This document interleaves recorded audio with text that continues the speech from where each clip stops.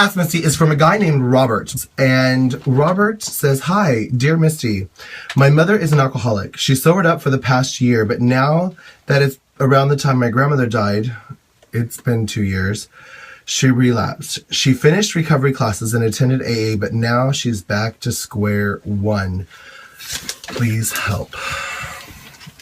Oh my gosh. I am actually an adult child of an alcoholic as well. My biological father was an alcoholic, a severe alcoholic, and he killed himself on my birthday. And as a child... Wait. I'm so... What? You didn't know? No. Yeah. Holy shit. I was 20. Your father? My biological father. Not my stepfather. Oh my goodness. Not the one that... And he was an alcoholic? Yeah, my biological father molested me and my sister. Wow. One of my sisters. Yeah, he's the first one that ever molested me. It was actually like a train reaction after that. And he was alcoholic, drug addict, both? Yes. And your mother was was as well? No, she was just abused wife syndrome. Okay. Still is, I think. I don't know. No, I mean, yeah. So, was he in and out of recovery? I don't know. I was a little kid. I feel like my breath stinks. Does my breath stink? No, I'm not even noticing. So now, did he go in and out of recovery? As far as I know, yes. As far as I know, my biological father. How old were you when? I was 3 when he first molested me, and I was 6 when he was arrested for molesting me and my sister.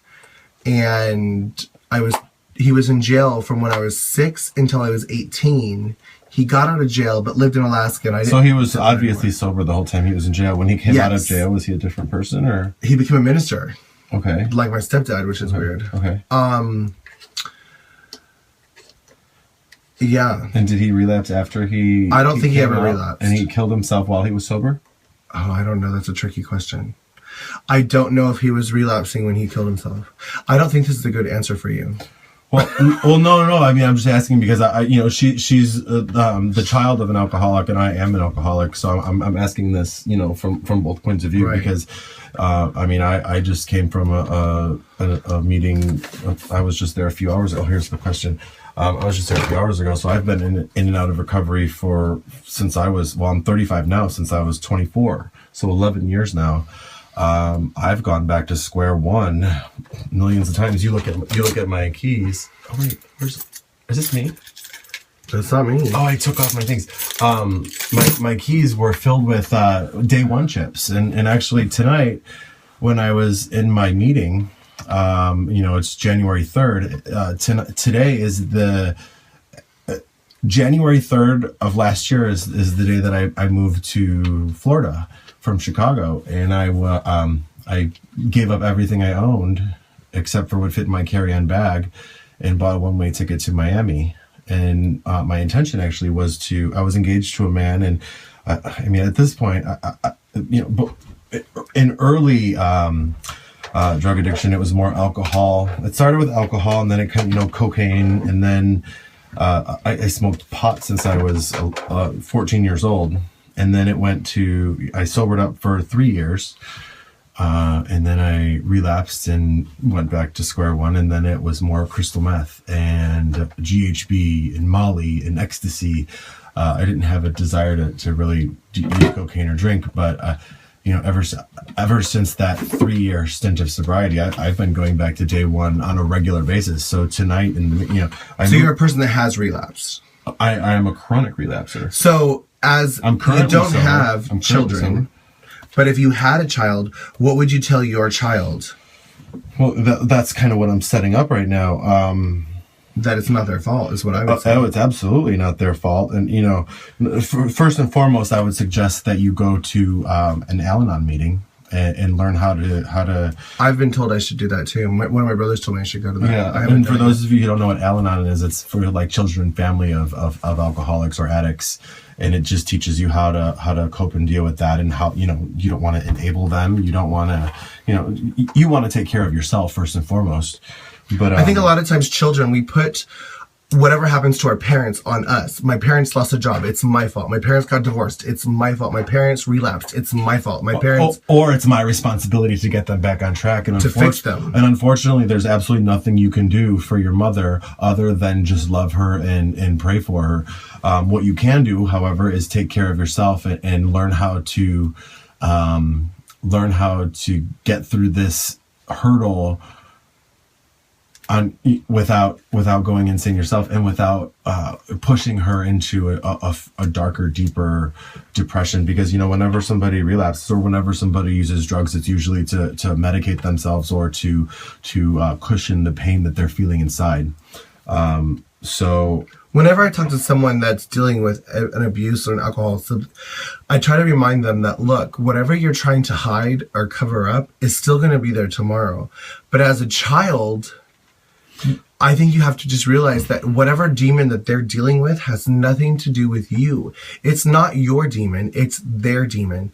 And even my mom, after she married my stepdad, the minister, my stepdad and my mom both smoked their whole life until like recently, from 13 years old until now, or recently. And I remember as a child, I used to throw my mom's cigarettes away, trying to beg her to quit smoking. But as a child, I didn't realize that she was an addict and she's going to go out there and buy more cigarettes. I cannot tell you guys how many times I have thrown away. I mean, not too long ago, whenever I use drugs or smoke weed or whatever it is, it's always going to be my last time. So I never want to buy too much, because I want to buy just enough to get me through whatever episode I'm getting through. So for example, if I want a weekend, I buy just enough for the weekend. I'm not one of those people who will buy in bulk. But what happens is when I decide I'm done, I'll end up throwing it away. Or, last time I threw it in the canal, it was like a half ounce of weed, and I put it in a prescription bottle. And I put a rock in it? I put in a prescription bottle, and then I put a condom in there, and I put a one-hitter in there, and I put a note, and it said, "You're welcome," and I just floated it down the river, so whoever picks it up is going to get like this thing of weed and a one-hitter and a little note that says, "You're welcome," with a condom. But that was just, I had to throw it away so that it wasn't sitting in my house. My neighbors, "Oh, why would you throw away that? Give it to me. But I need it out of my life. And, and then actually what happened was a few days later, I went and purchased more. And so I can't tell you how many hundreds of dollars I've spent throwing pot down the toilet, or other kinds of drugs down the toilet, or in the canal, or wherever whatever it is. Another thing that I notice myself doing is I'll when there's a lot left, I'll keep doing it until it's gone, just so that I can feel like some kind of, I don't know what kind of high I'm looking for, but what ends up happening is I end up looking like shit. I feel like shit.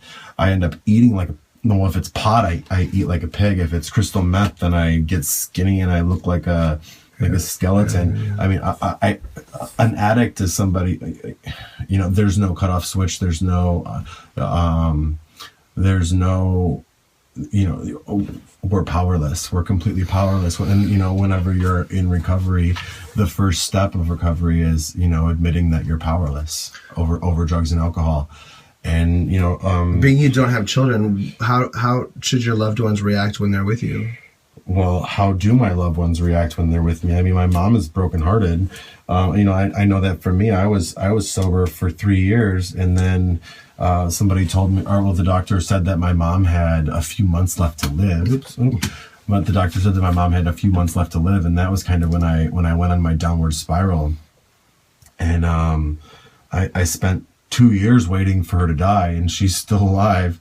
I just went back to Chicago not too long ago, after being sober for most of my time here in Florida.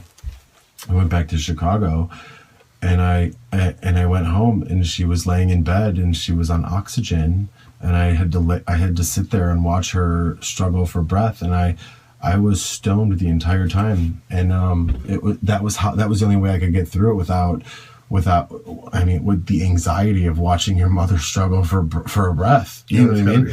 But in the meantime, it broke her heart knowing that I was stoned the whole time, and I had to tell her. I mean, I'm not gonna. You can tell in my face. You can tell under my eyes. You can just tell by my energy is very.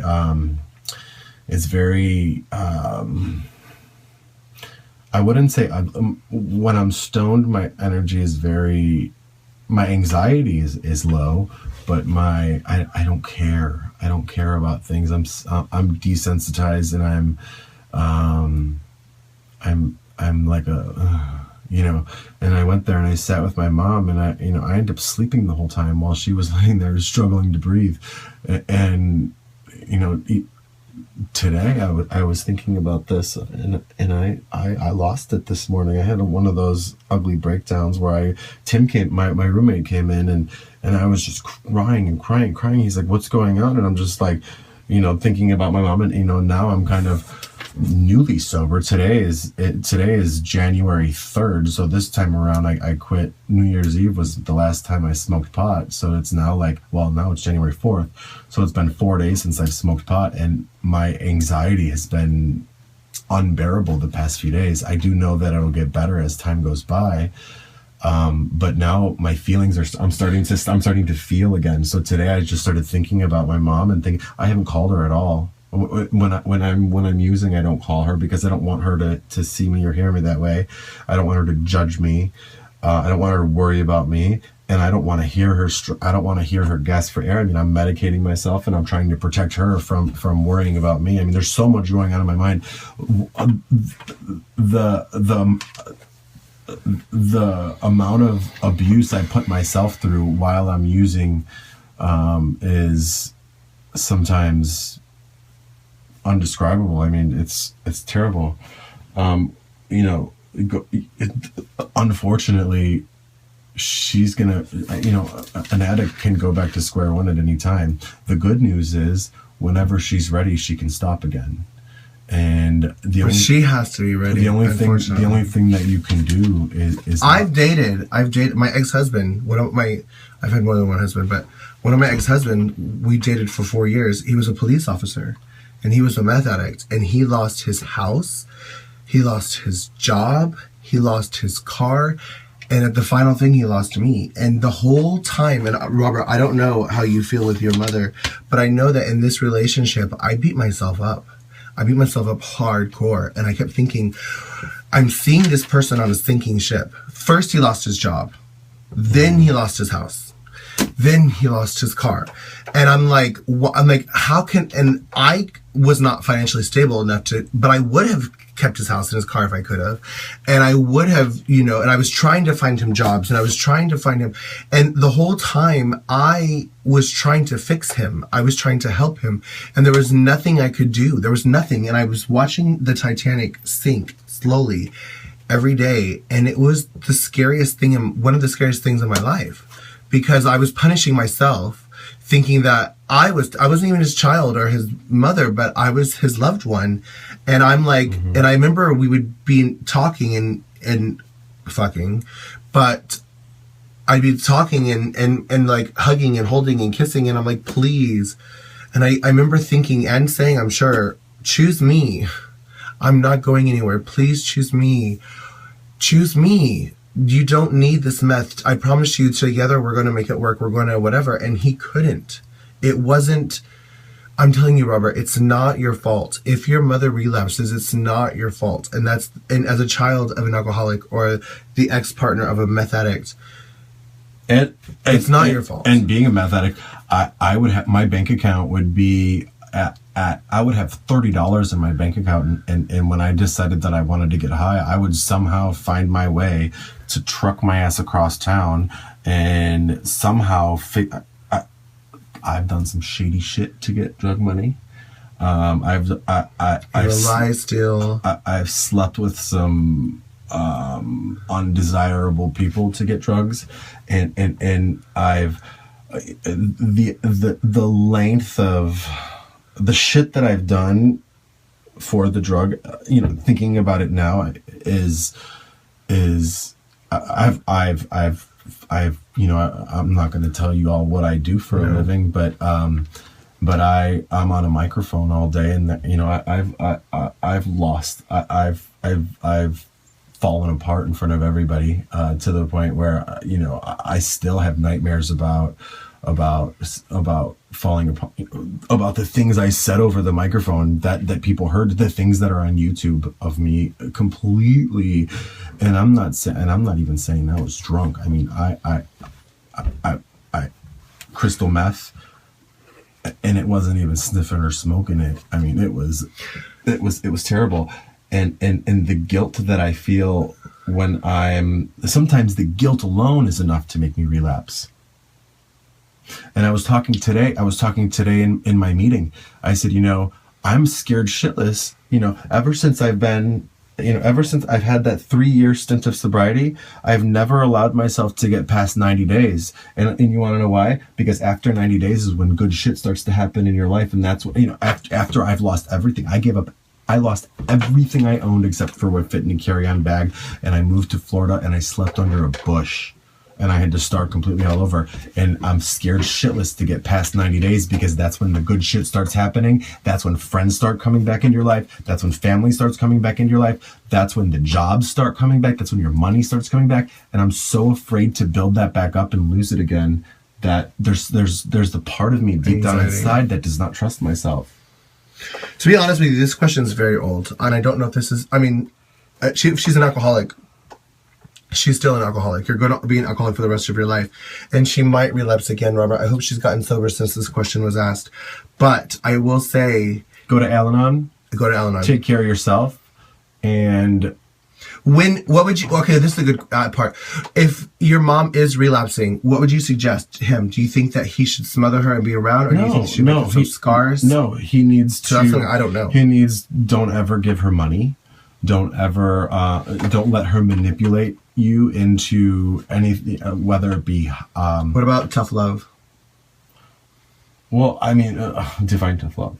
Well, the tough love sounds to me like, no, you can't have money, no, you can't, like, you have to hold firm because they're going to lie, that's still called cheat. Enabling. You definitely don't want to enable her. And I think the biggest fear of the child of an alcoholic or the mother of an alcoholic is, I don't want my kid to be homeless.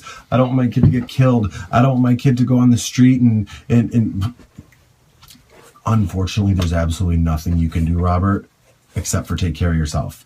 Yeah, when your mom's relapsing, focus on yourself most of all. Let her know that you're there, but don't lose your life to help her. Maybe you can go and research some facilities, some counseling facilities. There's outpatient programs, there's inpatient programs, there's regular meetings all throughout the world, all throughout the day. No matter what state. No matter what country you're in this world, there's always a meeting. There's CMA, which is Crystal Meth Anonymous. There's CA, which is Cocaine Anonymous. There's NA, which is Narcotics Anonymous. That's more of like a heroin thing. That there's AA. There's Al-Anon. There's there's even Sex Anonymous meetings. For people who have sex addictions. There's Gambling Anonymous. There's all those different things. So if you another thing is you can go to all of them. In the 12 steps, they're all pretty much it's all pretty much the same format. So you can go to if she's an alcoholic, she can go to a CMA meeting and still benefit from it. So I pray for God damn it. I pray for you, Robert. And I pray for your mom, and she's sick. That's the true story. She's not a bad person. It's not your fault. She's sick. It's a disease. She's living with a disease, and it's a chronic disease, and it's just something she's going to struggle with forever. And I hope that she gets help. All right, that was Ask Misty and Brian. Loving you is easy. Right. It's Misty Eyez one more time, and I've thought about your question a lot today, and I don't remember exactly what Brian and I said last night or this morning. We were recording videos until 7 o'clock in the morning. We were just having fun and really having a kiki. He's such a great guy and very smart. But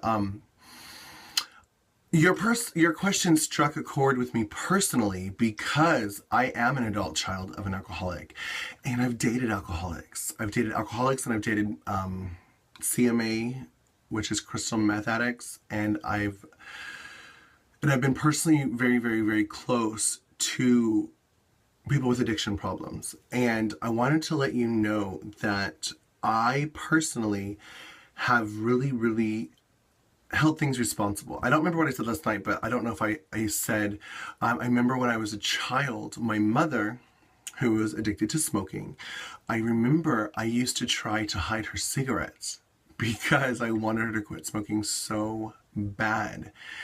And what I didn't realize was it's an addiction. And even if she doesn't have cigarettes, and then we could be dirt poor and broke, she's still going to go out and buy cigarettes. And it would make me so upset. And I remember being in relationships with a police officer who had a meth problem. And I remember at the very end, after he lost his house and his job and his car and most of his family, I was like, please, I don't want you to lose me. I want to be with you. I want to help you. I want to fix you. I want to heal you. I want to be with you. And together we can get through this. And long story short, he chose the drugs over me. And of course I took that personal. And I dated an alcoholic, and he used to buy me drinks in the club and would bring me cocktails. And I'm like, what the fuck are you doing? He's like, I think for you want a drink. And I'm like, why are you doing this? It would make me so uncomfortable. I didn't want him to be in the bar, let alone buy me a cocktail, touch it, go to the bar, order it. Like, because I know that certain things are certain triggers.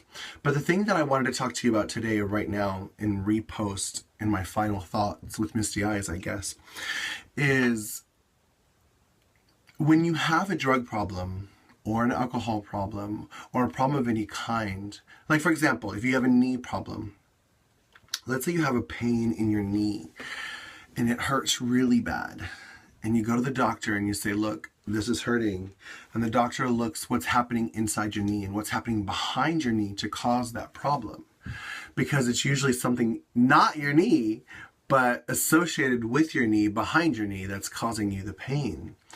And the same thing with alcoholics and other people. And alcoholism is really, really prominent in the gay community. Think of it this way, and I've used this as an analogy a lot of times in different Ask Misties, and a lot of people like it and a lot of people hate it, but I'm going to say it again. Sometimes I think of homosexuality as in like being African American. I do think in a lot of ways the gay is the new black. Black people, I'm going on a tangent, I already know this. Gay people often walk around with a grudge on their shoulder, assuming that people are going to hate them, assuming that people are going to judge them, assuming that people are going to mistreat them or give them unfair whatever, because they're gay. And I know that sometimes black people do the same thing. Like, you're going to mistreat me because I'm black, even before it happens. And then when it does happen, if you're looking for inequality, sometimes you're going to find it. And then you're going to think that you're justified. And you're like, I knew this was going to happen.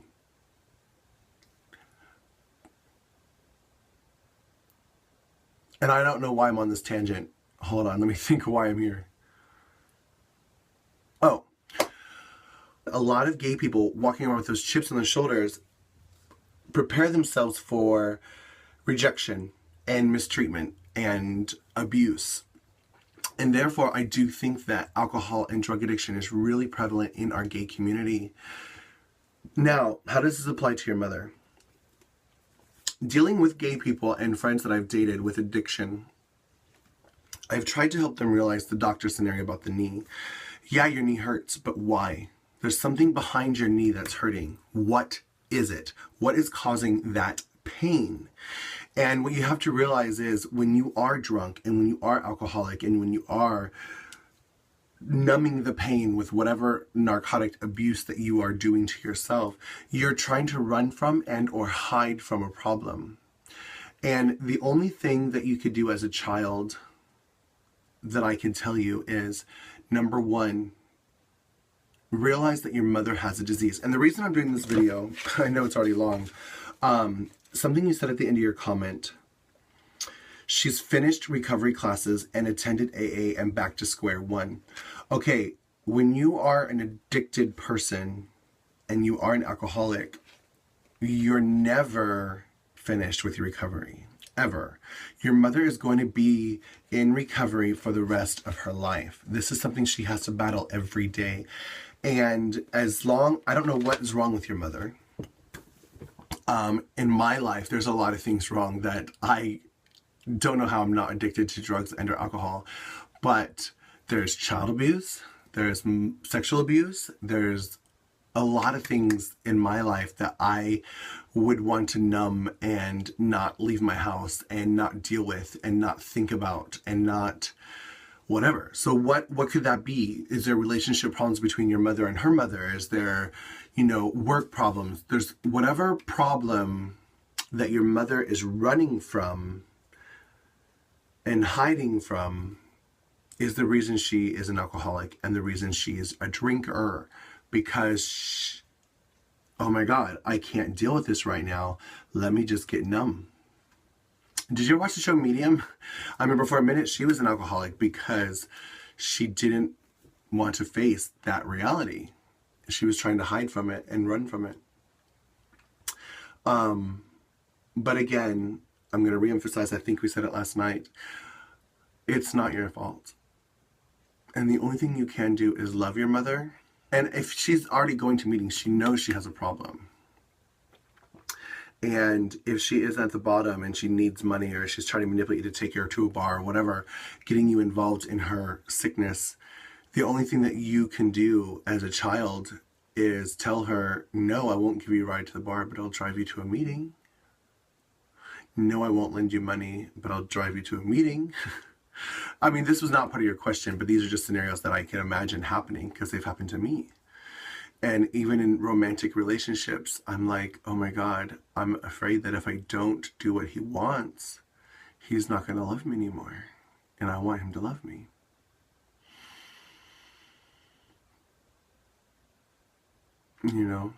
And with a mother-boyfriend relationship, it's very different because eventually I ended up leaving, and you can't do that to your mom. Your mom's always going to be your mom. And that's an awesome thing. But another thing about her recovery is if she's done it before, she's capable of doing it again. And knowing that you are there to help her and support her and be with her so she doesn't have to do it alone, I think will speak mountains. Granted, she's the one that has to do it. She has to deal with her demons. She has to go through the recovery. She has to face her fears. She has to face her problems. She has to face her addiction. But knowing that you're there to hold her hand and she's not alone, I think will help a lot. But I did want to go back in and touch this one more time because the big thing that really bothered me was when you said she finished recovery classes. That's not true. She's never finished. And I've dated the guy that bought me drinks. He never relapsed for like 15 years. And he never relapsed during our relationship either. But he was the one that constantly told me he was not sober, meaning he was never healed. He constantly went to meetings. Sometimes his meetings would slow down to once a week. But once you get to a certain level of sobriety, then you start to sponsor other people and help other people. And therefore, you still go to the meetings and help them. And it's a life struggle. So you're never healed and you're never finished with your recovery. And that bothered me, and I wanted to say something about that. So when your mom does get sober and start dealing with and celebrating her sobriety, I want you to encourage her to keep going.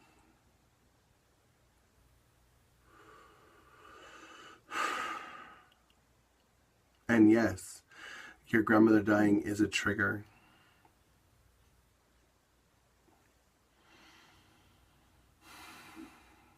And it might always be a trigger.